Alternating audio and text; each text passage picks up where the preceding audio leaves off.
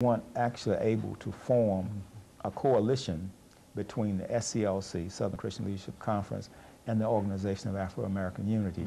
But they met once in the Capitol in Washington, D.C. when the debates of the Civil Rights Bill was being conducted.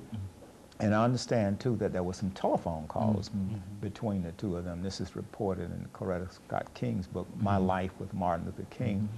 And so when he went to Selma on the occasion of the Selma to Montgomery March, which had to do with the voting rights, to meet Dr. King, at that time Dr. King was in jail. So unfortunately he was not able to meet him.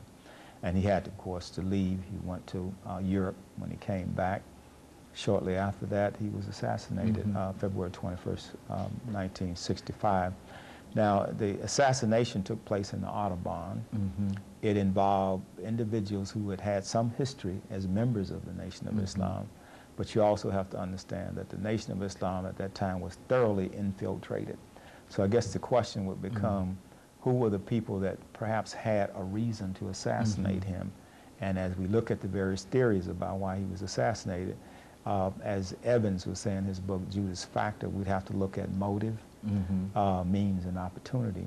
So on that basis, I think that the intelligence community had a motive, organized crime had a motive, and the Nation of Islam. So it's difficult to say with certainty who actually caused this, but there are three people that were identified.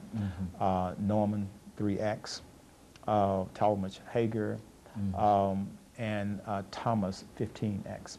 And they were all connected with either the mosque in Harlem or with the New Jersey mosque in New Jersey, in the New Jersey area. And so these were the people that went to court.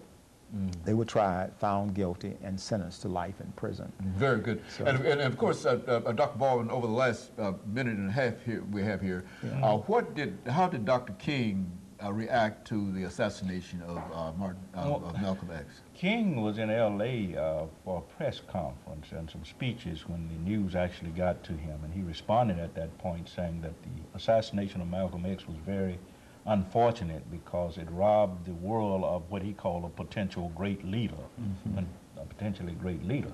So King was very disturbed. He sent a telegram to Malcolm's wife, Betty Shabazz, expressing his sorrow and sympathy, and saying essentially that while he disagreed with Malcolm on certain issues, he always thought that he was a person who was quite interested, quite devoted to the struggle. Now, in terms of the King assassination, there are basically two schools of thought. One, of course, is the lone assassin theory, that James Earl Ray alone committed the murder.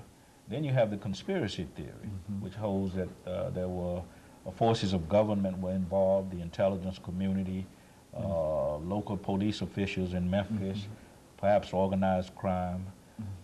These are two different theories of the assassination, but Dr. AAl-Hadid mentioned something that I think is very important, and that is the fact that the two men were coming together, I think proved that they were becoming even more of a threat. Okay, Dr. Baldwin, let us have this commercial break, and after this we'll come back and we'll allow you to pick up at that point of trying to bring these two individuals together, and that will allow Dr. AAl-Hadid to sort of end it for us today. We'll be back with our audience following this short commercial break. Again is the assassination